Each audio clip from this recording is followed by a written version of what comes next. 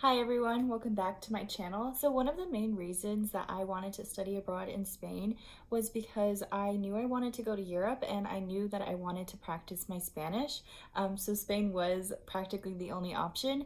But I mean, I was also very interested in the culture, in their history, and just like the lifestyle over there. So obviously speaking Spanish is a huge thing to keep in mind if you decide to travel there, and obviously if you decide to study or work there.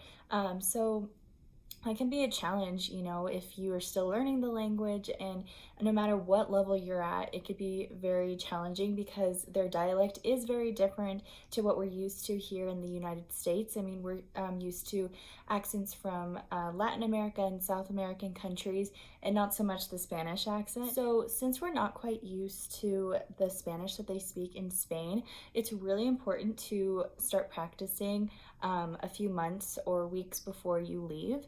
I know that I made sure that I was constantly practicing and keeping up to date with my Spanish and making sure that everything was still fresh in my mind, because I did stay with a host family, and all my classes were in Spanish. So it was really important for me personally that I start practicing ahead of time.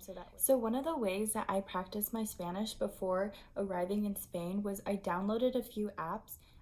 So one of the apps that I use to practice my Spanish, which is probably really well known, is this app called Duolingo.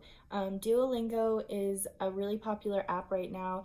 It's especially good if you're a beginner, if you're still in the process of learning vocab and simple phrases and things like that. So if you are more advanced, I would recommend looking into other options. But Duolingo is something that's great for just refreshing your vocab and just very beginner level things.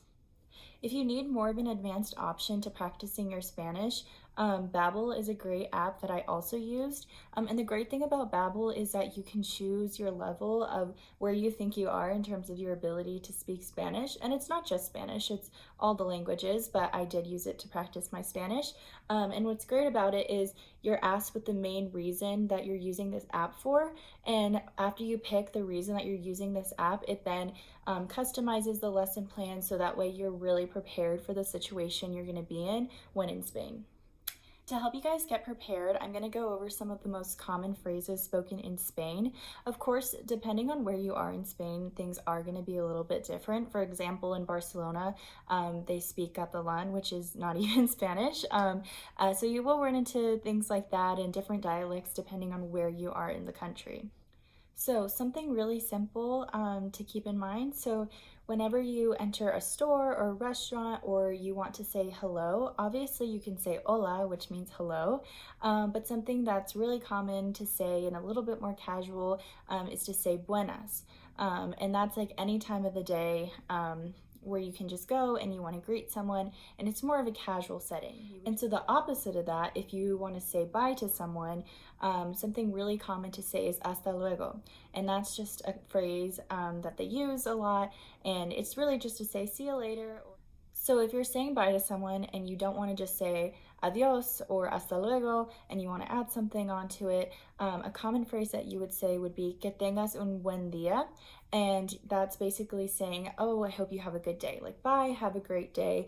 And that's just if you want to be really polite, or maybe it's a little bit more of a formal situation, or if you just want to be friendly and throw that in there. That's also a really common phrase to say when you're saying bye to someone. The one word that I think is used all the time, like so many times throughout the day in Spain, is the word vale. And basically, it's our equivalent of saying, like, okay, or understood, or do you understand me? It's used in so many different situations. So I hope this video was helpful. Like I said, it's really important to start practicing your Spanish now, but don't worry if you are at a beginner level of Spanish. Once you get to Spain, I guarantee you, you will leave there so much more improved and so much more comfortable speaking the language. And I'm really excited for you on your learning your Spanish and that journey. And yeah, I hope this video was really helpful. Don't be afraid to like and subscribe to my channel and leave any comments you may have below. Thanks.